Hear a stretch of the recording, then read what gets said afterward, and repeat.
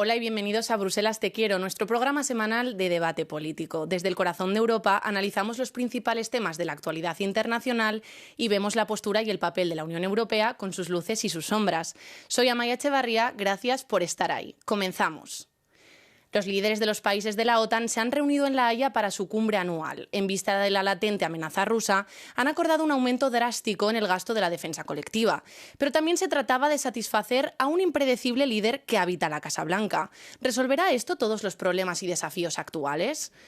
Y la cumbre de la OTAN ha estado marcada por el conflicto en Oriente Próximo. Al fin y al cabo, el miembro más grande e importante de la alianza se ha convertido en parte activa del conflicto. Los ataques de Estados Unidos contra instalaciones nucleares iraníes fueron en apoyo a Israel y finalmente lograron un alto al fuego. Pero este se rompió apenas unas horas después. ¿Sigue teniendo la diplomacia una verdadera oportunidad? A esta y otras preguntas trataremos de responder hoy aquí en Bruselas Te Quiero con nuestros invitados. Nicolás Pascual de la Parte, eurodiputado del Partido Popular Europeo, Paula Soler, periodista en Euronews, y Javier Carbonell, analista político en el European Policy Center. Bienvenidos a todos y gracias por acompañarnos, pero antes de empezar, echemos un vistazo al estado de la Alianza Atlántica. Durante décadas, Europa ha sido la aliada más fiel de Estados Unidos. Así entendían la mayoría de los líderes políticos y militares a ambos lados del Atlántico el papel de Europa en el escenario mundial.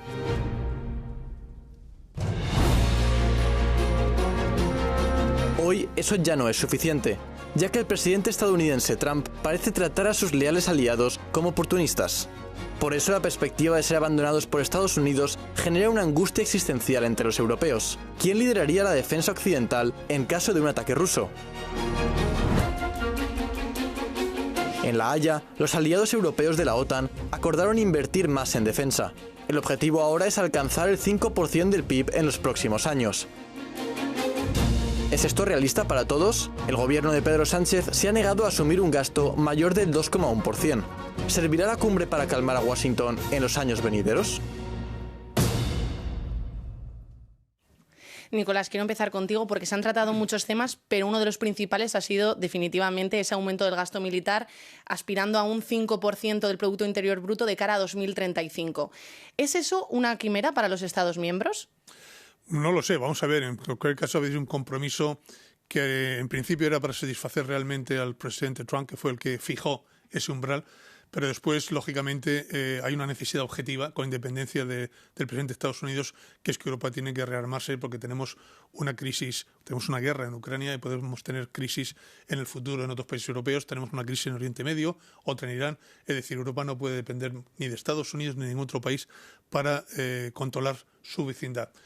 Por tanto, el 5% es un guarismo de alguna forma arbitrario, puede haber sido el 4, puede haber sido el 6, pero bueno, al final de cuentas los aliados se han comprometido, nos hemos comprometido al 3,5% en inversión directa, en armamento, en equipamiento, y el 1,5% en inversión directa en ciberseguridad, en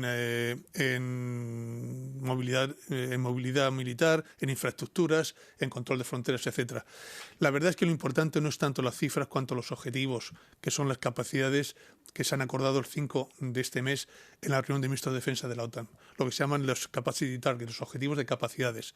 Y es ahí donde realmente nos tenemos que fijar, si somos capaces de dotarnos las capacidades necesarias para disuadir, defendernos y atacar en su caso a un posible enemigo. Paula, hablaba Nicolás precisamente de que es un 5, no es un 6, no es un 4, de que quizás es una cifra arbitraria. ¿Es sostenible esto a nivel de política económica para los países en el largo plazo? Porque un 5% del Producto Interior Bruto es una cifra bastante considerable. Pues precisamente yo creo que va a ser más una quimera para unos que para otros, ¿no? Porque al final, pues nuestro país, por ejemplo, junto a Italia o Francia, son los que están más endeudados. Entonces les va a costar más conseguir ese financiamiento, esa financiación extraordinaria que se necesita para llegar a ese 5%.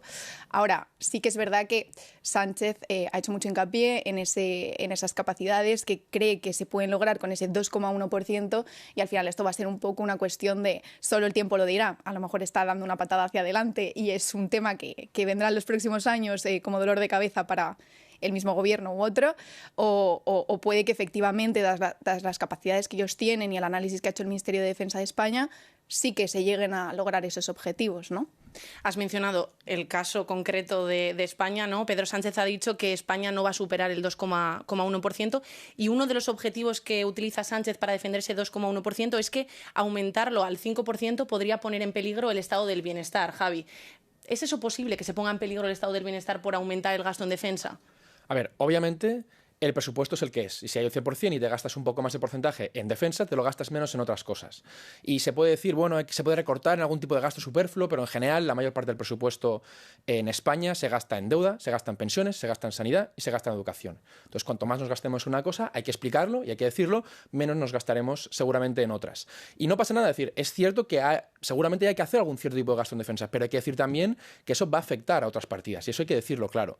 Y un argumento que suelo utilizar es, bueno, pero es que necesitamos gastar en defensa para proteger el estado de bienestar. Pero es que en realidad lo contrario también es cierto. Necesitamos gastar en estado de bienestar para proteger al país, para la seguridad nacional. Sabemos que si se hacen recortes en sanidad, se hacen recortes en educación, eso aumenta muchísimo el cabreo político, eso aumenta muchísimo el voto a la extrema derecha. Y al final, esta gente llega al gobierno y te cambia la política exterior del país de la noche a la mañana. Un Orbán en Hungría, un Trump en la Casa Blanca es mucho más peligroso para la seguridad nacional que gastarse un 1% más o un 1% menos en defensa.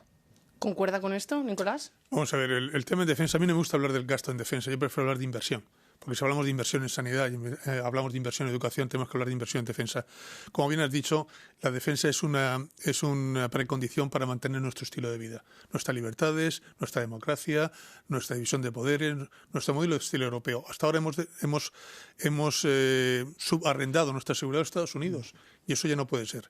No puede ser con Trump, pero con los antecesores ya nos fueron avisando. Nos fueron avisando desde Obama hasta Bush que Europa no podía seguir siendo un free rider, es decir, un gorrón que se beneficia de Estados Unidos para mantener y financiar ese estado del bienestar. Precisamente los americanos han dicho ya está bien, usted tiene que contribuir proporcionalmente a su riqueza. Usted es un país rico, usted tiene que pagar por su defensa. Y si usted quiere tener un estado del bienestar, pues tendrá que decirlo a su gente. Y por eso hace falta liderazgo político, claridad, pero hay que explicárselo a la gente que hace falta tener una seguridad propia para garantizar tu modelo de vida, tu libertad y tu prosperidad. Nadie te va a defender si no eres tú mismo. ¿Falta liderazgo político en el caso de España de cara a la defensa? Muchísimo. No se ha explicado realmente a la opinión pública realmente lo que nos estamos jugando. Con la invasión en Ucrania nos han despertado de un sueño que era que, bueno, con la implosión de la Unión Soviética en diciembre del 91, creímos que ya no iba a haber nunca más guerras, nos acordamos de Francis Fukuyama, el fin de la historia, y que por tanto íbamos a vivir de los dividendos de la paz. Y entonces desinversemos en seguridad y redujimos en la Guerra Fría. Alemania gastaba el 3,4% en seguridad y se bajó al 1 y pico por ciento. España incluso por debajo, llegamos a tener solamente el 0,9%. La guerra en Ucrania nos ha despertado. El mundo fuera tiene unos objetivos diferentes a nuestros. Hay líderes que no creen en la democracia. Hay líderes como Putin que piensan que pueden conseguir objetivos políticos a través de la fuerza militar. Se está replanteando todas las relaciones que tenían a Naciones Unidas como centro de gravedad. La cooperación y la colaboración sustituido por la competencia, por las esferas de influencia. Es un mundo diferente y por tanto Europa tiene que defenderse. Somos países ricos, tenemos capacidades. Expliquemos a nuestras opiniones públicas por qué hay que gastar más. Si no se explica, evidentemente, pues las opiniones públicas tendrán las reacciones que acabo de decir mi contertulio. Bueno, disculpa Javier, ahora voy contigo, precisamente sobre el tema de gastar más o de gastar menos, es el gran enfrentamiento, ¿no?, que ha protagonizado estos días entre Estados Unidos y Pedro Sánchez en este caso, defendiendo ese 2,1%. No sé si querías añadir algo con respecto a esto, Javi. Sí, yo quiero empujar un poco contra esta narrativa de que somos gorrones de Estados Unidos.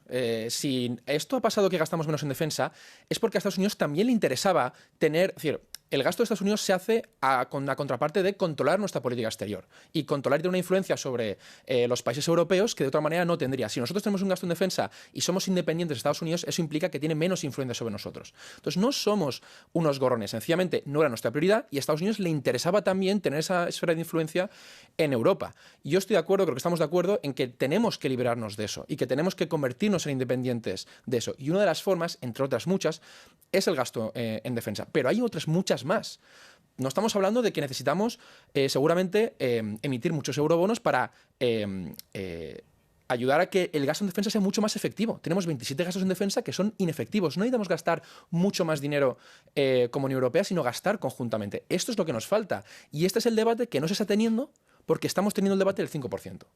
De todas formas, Paula, hablando justo de este tema, ¿no? de esta confrontación, ha dicho Trump que España va a pagar el doble. Sin embargo, el acuerdo comercial que tiene España con Estados Unidos forma parte dentro de lo que es el acuerdo comercial de la Unión Europea con Estados Unidos. Entonces, lo único que pueden depender de alguna manera son las relaciones bilaterales, ¿no? España-Estados Unidos en lugar de esa asociación comercial con la Unión Europea. ¿Cómo puede afectar esta amenaza, de alguna manera, que ha lanzado Trump a España después de que Pedro Sánchez se plantara y dijera que no iba a subir del 2,1%?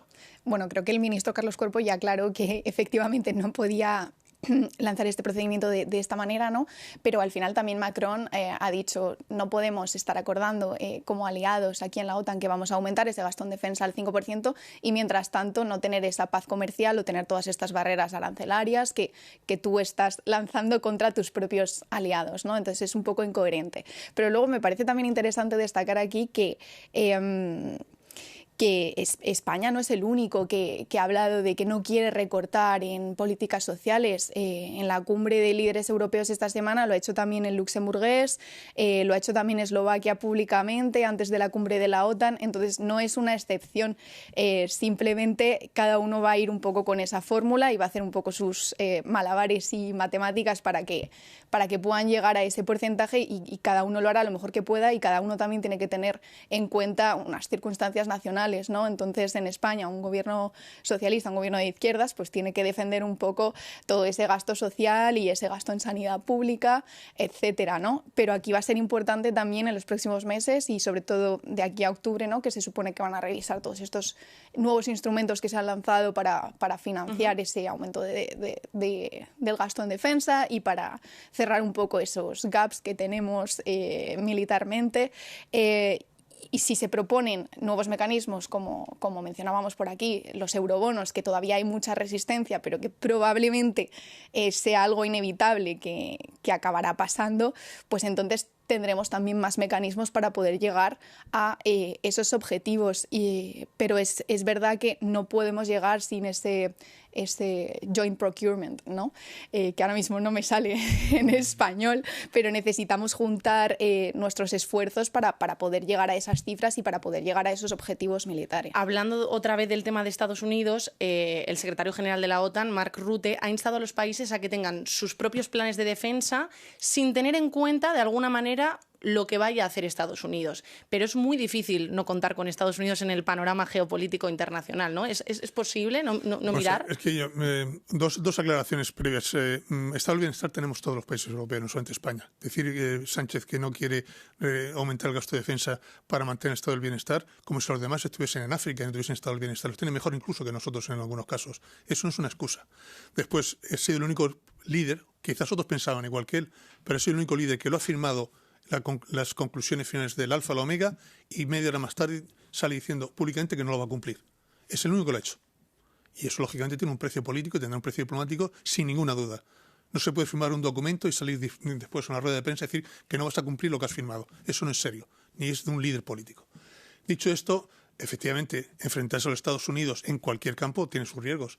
No solamente porque sea el líder de la OTAN, sino porque es el líder del mundo libre y tiene los mayores fondos de inversión del mundo y en España tiene una inversión directa enorme y tenemos unas dependencias estratégicas, políticas por ejemplo, el comercio mundial, que el 85% del comercio mundial se hace por vía marítima. España, que es un país exportador junto con otros países europeos, pero España es un país muy abierto y tiene una economía muy abierta, necesita la seguridad de las vías marítimas. ¿Quién garantiza la seguridad de las vías marítimas? Estados Unidos y sus flotas, la quinta, la sexta y la séptima. Si no, mañana cualquier pirata, como pasó en el Cuerno de África durante unos años, te evita el tráfico marítimo. ¿Quién se perjudica de eso? Pues los países exportadores. ¿Hay que pagar por eso o dejamos que Estados Unidos se encargue de garantizar la seguridad de navegación en los mares y tú no pagas nada ni va contigo el tema. A eso me refiero. Es decir, hay que ser responsables. Nosotros estamos inmersos en una economía internacional. Estados Unidos te garantiza las rutas comerciales, entre otras cosas, aparte de las comunicaciones, aparte de los suministros estratégicos, y enfrentarse a él de una forma tan directa, pues evidentemente tendrá consecuencias. Antes de hablar de más, perdona Javi, antes de hablar de más temas que se han tocado en la reunión, quiero apuntar más datos con lo que nos ha contado nuestra compañera Sona Murray, que estuvo esta semana informando desde La Haya para Euronews. Le pedimos que evaluara la cumbre en particular y el objetivo del gasto en defensa, y esto fue lo que nos contó. Mientras el conflicto en Oriente Próximo acaparaba los titulares, el secretario general de la OTAN, Mark Rutte, dejó muy claro que no quería que ese tema dominara la cumbre y que los aliados debían estar muy enfocados en el punto principal y la gran ambición de los últimos días, el paso del 2% al 5% del PIB en gasto de defensa. Otro aspecto de esta cumbre fue que España aseguró haber negociado una excepción a este objetivo. Veremos cómo evoluciona eso en los próximos años. Es decir, los aliados tienen unos 10 años para alcanzar ese 5% de gasto. Otro momento clave en los últimos días ha sido el papel visiblemente reducido de Ucrania y el presidente Volodymyr Zelensky en la cumbre, especialmente en contraste con el año pasado, cuando se hablaba mucho sobre una futura adhesión de Ucrania a la OTAN. Ese tema ha desaparecido por completo de la agenda. Javi, no sé si querías añadir algo más a lo anterior, pero precisamente te quería preguntar sobre uno de los temas que añadió aquí Sona, que es el tema de Ucrania. Efectivamente, parece que la presencia de Zelensky ha quedado un poco desdibujada de alguna manera en esta cumbre, mientras que el año pasado fue un completo protagonista. Mark Rutte le ha asegurado que la OTAN va a seguir apoyando a Ucrania, pero sin embargo eso no está ahora mismo en algo tangible, ¿no? ¿Qué significa esto para Ucrania? Bueno, yo creo que claramente tiene que ver con que Trump tiene una posición mucho más favorable a Putin de la que tenía Biden y de la que tiene el resto de los socios europeos, y entonces su papel se reduce. Y bueno, Trump prometió que iba a haber un pacto y una paz el día después de llegar, y vamos, ya han pasado varios meses y todavía no tenemos nada. Y esto es bastante preocupante porque aquí hay que entender que es decir, el gasto en defensa actualmente más útil sea probablemente el que ayuda a Ucrania. Es decir, del mismo modo que Rusia entendía Bielorrusia y Ucrania como parte de su zona, digamos, de protección, lo mismo pasa del otro lado. Que una Ucrania lo más fuerte posible es, digamos, el dinero más útil que podemos estar utilizando. Claro. La idea del 5%, que es una idea que seguramente ningún país vaya a cumplir dentro de los, digamos, 5 o 10 años que se ha establecido, se hace para calmar a Trump y que siga apoyando a Ucrania o que no se vaya mucho de este compromiso.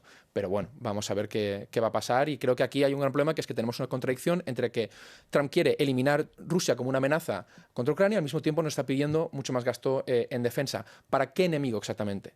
Entonces, creo que aquí el argumento realmente de los europeos es: queremos ser independientes de Rusia y de Estados Unidos, y especialmente de Trump. Dejando a un lado un poco Estados Unidos, uno de los mayores apoyos a Ucrania ha sido sin duda la Unión Europea, que lo tiene claro y para 2030 quiere ser una especie de la Europa de la defensa, ¿no?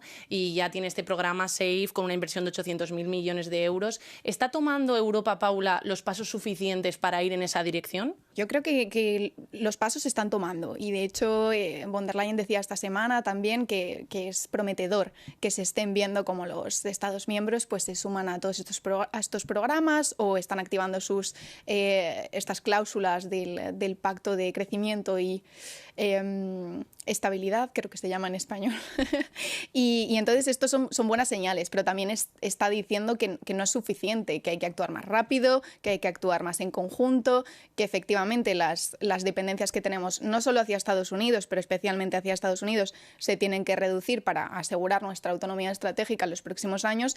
Entonces, vamos en buen camino, sí, pero hay que ir más rápido, y ese 2030 está un poco a la vuelta de la esquina. Aunque sean 5 años, la industria armamentística necesita tiempos, necesita órdenes claras para poder ajustar también sus procesos de producción, y bueno, también por eso están trabajando en todos esos pactos de defensa y seguridad con otros países como Reino Unido, pese a que saliera de la Unión Europea, o con Canadá más recientemente, ¿no?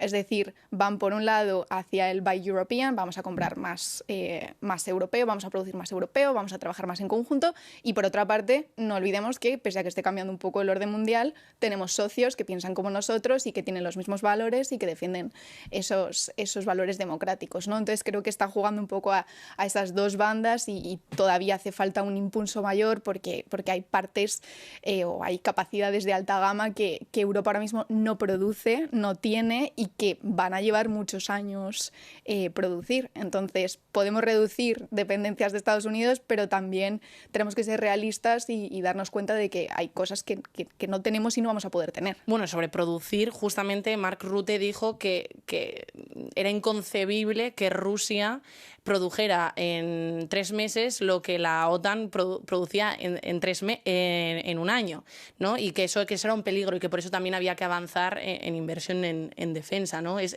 eso inconcebible? Hombre, lo que pasa es que Rusia está preparando para la guerra en Ucrania desde hace años. Entonces, toda la economía la ha convertido en una economía de guerra. Nosotros no. Nosotros en Europa, en Estados Unidos, tenemos una economía capitalista de consumo, pero no es una economía de guerra.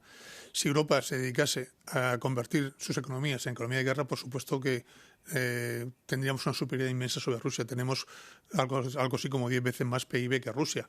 Lo que pasa es que, como decía Javier antes, tenemos los mercados nacionales fragmentados, tenemos 27 mercados nacionales en temas de defensa, tenemos modelos diferentes de aviones, de tanques, de fragatas, de submarinos, de artillería, y eso no es rentable ni es eficaz. Ahora lo que se trata es efectivamente no solamente de gastar más, sino de gastar mejor y gastar conjuntamente. Y entonces emplear el mercado común como nuestra gran herramienta de ventaja comparativa. La gran ventaja de Europa es el mercado común de 470 millones de consumidores. Si conseguimos un mercado común de la defensa, que además estaba previsto hace ya 20 años, pero no lo hemos conseguido, tendríamos una superioridad evidente sobre Rusia que actualmente no tenemos. Lo que tenemos que hacer ahora mismo es lograr que hemos comprado tiempo realmente en la cumbre de La Haya. Por eso se ha aceptado evidentemente el 5% del gasto del PIB que pedía el presidente norteamericano. Porque la obsesión, como ha dicho el vídeo que habéis pasado, era que los Estados Unidos se retirasen de la OTAN, se retirasen de Europa, o al menos parcialmente fuesen retirando su presencia. Y nosotros, para dotarnos, como dice Pablo, de la autonomía estratégica, necesitamos tiempo. Como mínimo 5 años, como mínimo de 5 a 10 años para dotarnos de esas capacidades estratégicas que no tenemos. Ganar tiempo es lo que tenemos que hacer nosotros, lo siento muchísimo, pero hoy no tenemos tiempo para más. Vamos a hacer una breve pausa, no se vayan porque volvemos enseguida para hablar sobre Irán, Israel y Trump. ¿Se acerca la paz? Hasta ahora.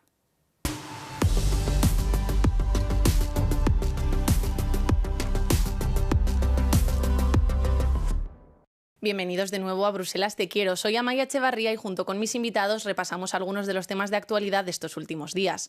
La decisión de Donald Trump de atacar las instalaciones nucleares de Irán a instancias de Israel ha marcado el inicio de una nueva fase en el conflicto en Oriente Próximo. ¿El problema? Todavía hay demasiadas preguntas y muy pocas respuestas. ¿Ha sido la decisión de Trump como patear un avispero?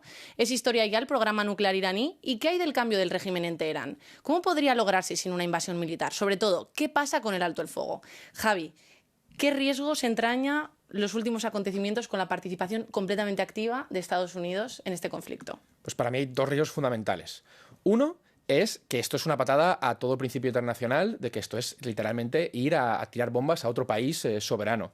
Esto vamos a hace el mundo mucho más peligroso, por un lado. Pero por otro, que me parece más importante, es que Irán seguramente lo que quería es este modelo en el que tiene una capacidad de desarrollar una bomba nuclear en pocos meses, pero no la desarrollan todavía. Este modelo que se llama a veces de latencia nuclear.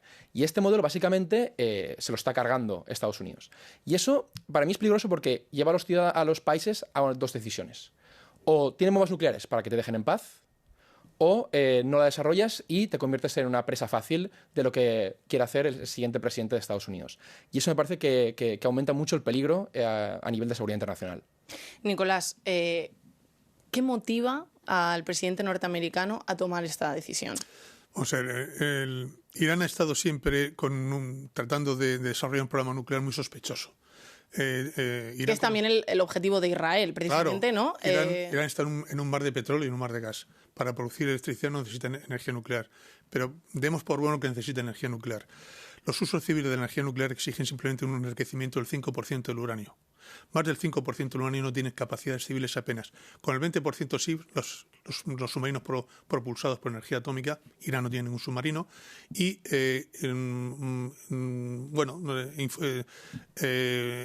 desarrollo, investigación y desarrollo, digamos, científico.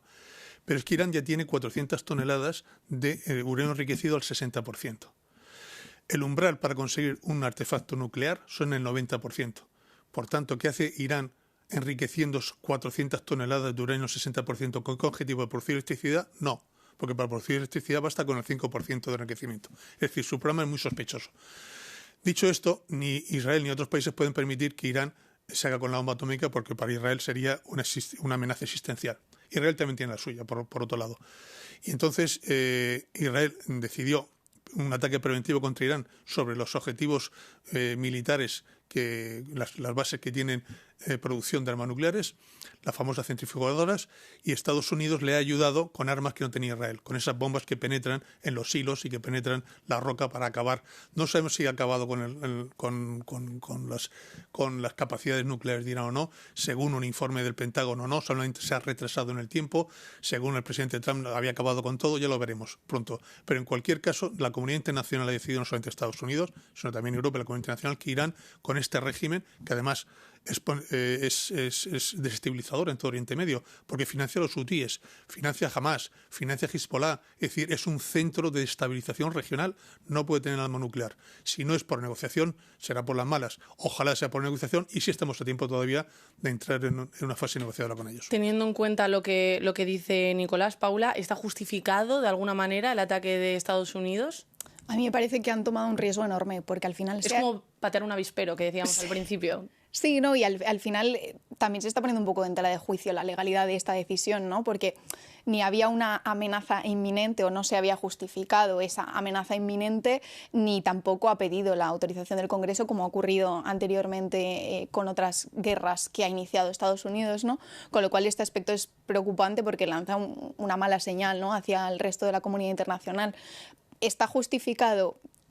A mí me parece más bien una excusa de, pues eso, en prevención de lo que pueda pasar, nosotros vamos a atacar. El mismo Trump había dicho que iba a tomar 2 semanas para decidirlo, luego a los 2 días al final tomó esta decisión, hubo respuesta. Si lo que esperaba era una rendición rápida de Irán y que cayera el régimen, aunque ha dicho que no era el objetivo principal, pues esa no parece que esté siendo la situación. Barriendo un poco para casa y volviendo a centrarnos un poco en el tema de Europa, una pregunta que surge siempre en estos debates es la ausencia de Europa, o al menos la ausencia diplomática de Europa. Sobre esta cuestión hablamos con el politólogo Enric Burnay de Portugal, y esto es lo que nos dijo. Israel no confió en una solución diplomática. Creo que esa es la clave aquí. Después de los ataques del 7 de octubre, Israel decidió eliminar a todos sus enemigos. Y la consecuencia fue que cuando Trump buscaba un acuerdo, y parece probable que haya sido su primera opción, Israel decidió que quería asegurarse de que no se llegara a ningún acuerdo sin antes intentar reducir las capacidades de Irán. La segunda explicación, ¿por qué Estados Unidos y no otro país? Porque Estados Unidos tiene la capacidad y la voluntad que nadie más tiene. A veces en Bruselas y en Europa, la gente se pregunta, ¿por qué la Unión Europea no hace lo mismo? Pues porque no tenemos el mismo poder militar ni la disposición para usarlo. Así que es inútil preguntar por qué no somos una potencia mundial. No lo somos, al menos no en términos militares. Eso es todo. World power, because we're not a world military power. That's it. Javi, que te veía sentar durante el vídeo. La Unión, hablando del tema principal, que es el tema europeo, ¿no tiene la disposición de actuar, o es porque cree que la diplomacia es la vía más correcta para resolver el conflicto? Claro, pero es que la diplomacia depende de que tengas la capacidad de actuar y la unidad para ello, y no la tenemos. Seguramente si hubiésemos tenido esa capacidad, 2 cosas no estarían pasando. Seguramente no estaría pasando ahora mismo un genocidio en Gaza, que es la excusa que han utilizado Israel para eliminar a todos sus enemigos para los que llevan mucho tiempo preparándose, pero es que seguramente tampoco estaríamos en esta situación con Irán. Es que recordemos que hubo un pacto, un tratado muy famoso con Obama, que hizo y que en general los iraníes estaban cumpliendo de reducir el enriquecimiento de uranio, y que luego llegó Trump y no sabemos muy bien por qué, no hay una buena justificación, parece que simplemente porque era de Obama se lo cargó. Y eso ha provocado que Irán desarrolle mucho más su programa. Y claro, ahora nos encontramos en una situación en la que Trump puede justificar el bombardeo porque Irán está desarrollando este programa. Claro, pero es que eso es la misma culpa de Trump. Si Europa hubiese sido fuerte entonces y ahora, seguramente muchos de estos problemas no habrían estado. Nicolás, brevemente, ¿qué puede hacer la Unión Europea para marcar esa diferencia, para desmarcarnos de alguna manera de lo que está diciendo Javi que hace Estados Unidos? Bueno, los tres ministros de Asuntos Exteriores de Gran Bretaña, Alemania y Francia habían reanudado las negociaciones con el ministro de Asuntos Exteriores iraní justo antes de que se produjese el bombardeo norteamericano. Tenemos que incidir en esa vía. Es decir, es verdad, la diplomacia tiene que estar apoyada sobre la fuerza y la amenaza militar, sobre todo con Irán, porque es un país que si no, no se mueve. Pero, dicho esto, Europa tiene que jugar la carta diplomática. Tenemos la credibilidad, tenemos el expertise y tenemos la voluntad de hacerlo. Esperemos que nos dejen el espacio para hacerlo, tanto unos como otros. Sobre eso seguro que vamos a seguir hablando en los siguientes días, pero tenemos que cerrar aquí esta conversación. Gracias a nuestros invitados por estar aquí y gracias a ustedes por vernos. Hasta pronto.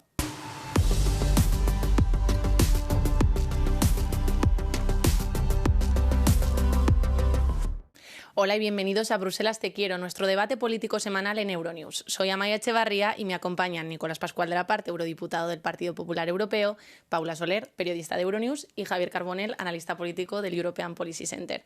El comportamiento del líder norteamericano Donald Trump ha llevado a su vecina Canadá a acercarse más que nunca a la Unión Europea. La amenaza de Trump de un 51º Estado federal fue respondida en Europa con comentarios sobre un 28º Estado miembro de la UE. Esta semana los líderes de la UE y Canadá se reunieron en Bruselas para una cumbre que también tuvo como eje central la defensa, pero eso no es todo. El Pacto Bilateral de Seguridad y Defensa que se firmó es el acuerdo más amplio y ambicioso que Europa haya firmado jamás con un tercer país. Paula, voy contigo. Canadá y la Unión Europea son de alguna manera dos amigos unidos por un enemigo común, que es Donald Trump. Pues realmente sí, porque yo creo que han arrimado mucho más el hombro a raíz de que Trump lanzara toda esta ola de aranceles contra todo el mundo y tratara un poco a sus supuestamente socios o aliados de tal manera, ¿no? O de tal trato. Pero a mí me hace mucha gracia también como que Canadá se refiera a ellos mismos como el socio no europeo más europeo de todos, ¿no? Es decir, que tenemos una relación histórica, tenemos lazos, compartimos lazos desde hace tiempo, también tenemos muy buena relación comercial con ellos. Entonces, este pacto o esta asociación pues tenía sentido, ¿no? Porque se ha estado firmando con Reino Unido uno similar, pero no tan ambicioso, efectivamente. También por eso hemos tenido a toda la comisión viajando a la India. Estamos expandiendo un poco horizontes, ¿no? Entonces, Canadá es una alianza lógica en este sentido para la Unión Europea. Bueno, de hecho, la Unión Europea, desde que se ha enemistado de alguna manera con Estados Unidos, ha estado, pues como tú decías, Paula, viajando un poco por ahí, buscando nuevos socios, nuevos aliados. En el caso de Canadá, ¿qué nos une, Javi? O sea, yo creo que Trump es sobre todo un enemigo en términos de democracia, en términos nos une Trump. Nos une Trump, aparte de Trump. Exacto, no, pero creo que precisamente el tema de los valores de protección de la democracia, de protección del libre comercio, de protección de los valores, más de lucha contra el cambio climático, de igualdad de género, de protección de las minorías, de justicia social, ese tipo de valores sí que nos unen Europa con Canadá. Y en ese sentido, Trump sí que representa un enemigo de eso. En general, Estados Unidos aún así no es un enemigo. Lo que se ha convertido es un socio no fiable. Y aquí yo creo que la gran pregunta es ¿cómo lidiamos con ese socio no fiable? Hay una estrategia que es achantamos, es decir, ante las agresiones bajamos la cabeza y esperamos que se le pase el cabreo, o nos mostramos con una cierta firmeza, con una cierta fuerza, buscamos aliados y le presentamos una cierta oposición que respete Trump. Yo creo que ese tipo de alianzas pueden ayudar más a esta forma de hacer las cosas, que es como respondimos a los aranceles y como no hemos respondido en el caso de la OTAN y el 5%. Nicolás, ¿Canadá, nuevo Estado miembro de la Unión Europea? No, yo creo que nosotros no lo vamos a ver. En cualquier caso, es cierto que Canadá, desde su fundación, la identidad de Canadá se creó como una oposición a Estados Unidos, desde siempre, no es de ahora. Es decir, Canadá se identifica como algo que no es Estados Unidos en el norte de América. Y por eso se acerca a Europa. También es una alianza de conveniencia. Y por nuestra parte, evidentemente, ya ha sido dicho aquí antes, necesitamos abrirnos al mundo para compensar ese unilateralismo de las tarifas arbitrarias de Trump. Nos hemos abierto a Canadá, pero también hemos abierto a la India, también a Japón y a países del Indo-Pacífico. Aquí lo importante, y de lo cual nos tenemos que felicitar todos, este acuerdo que hemos llegado con Canadá es beneficioso para ambas partes, sobre todo también el Pacto de Seguridad y Defensa, que es muy ambicioso, pero no hay que dirigirlo contra nadie. Es decir, Estados Unidos es nuestro gran aliado, Estados Unidos es mucho más que Trump, es nuestro gran aliado y nuestra referencia democrática es la primera democracia del mundo, nunca lo olvidemos, la primera son ellos. Para mí lo ideal sería tener una zona libre de comercio atlántica. con arancel cero, no, con Canadá y con Estados Unidos y Europa. Arancel cero para los productos industriales, para los servicios y para el movimiento de personas y de cosas y de bienes. Arancel cero entre ambas orillas del Atlántico. Para mí sería lo ideal.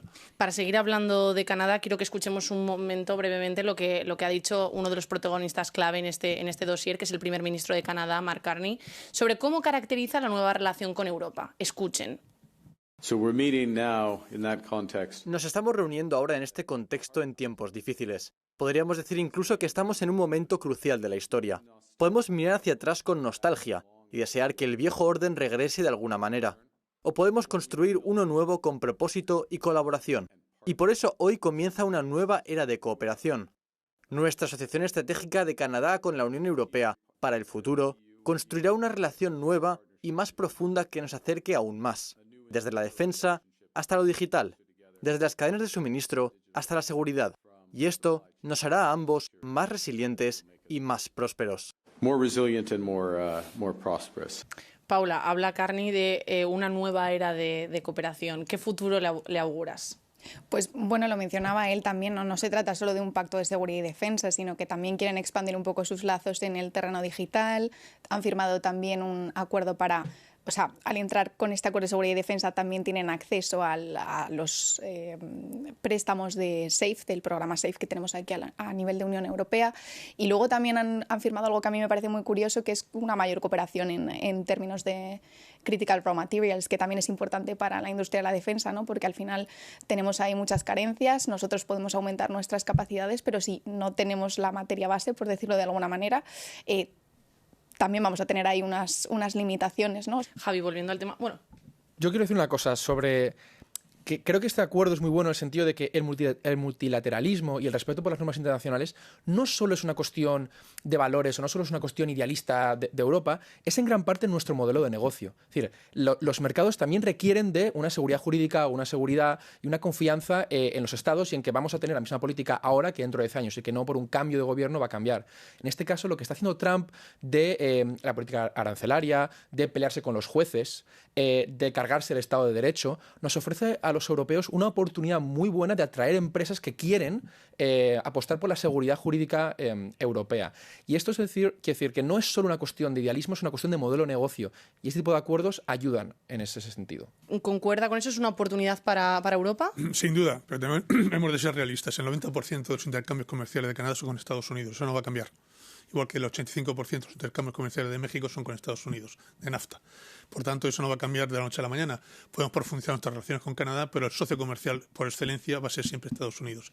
El que sí le tiene que agradecer a Trump su presencia es Carney, que tenía 25 puntos por debajo del candidato conservador ante las elecciones, y con las amenazas de Trump de incorporar a Canadá como el estado número 51, hizo que esa ventaja desapareciese y ganase las elecciones el candidato liberal. O sea que él sí le tiene que estar agradecido personalmente a Trump por ganar las elecciones. Bueno, veremos qué es lo que va a pasar con Canadá en los próximos años, pero me temo que tenemos que dejarlo aquí por hoy, no tenemos más tiempo. Muchísimas gracias a nuestros invitados por estar aquí y a ustedes por vernos. Si quieren comentar este u otros temas, pueden escribirnos un correo electrónico a bruselastequiero@euronews.com o contactarnos a través de las redes sociales. Nosotros nos despedimos por ahora, cuídense y hasta pronto.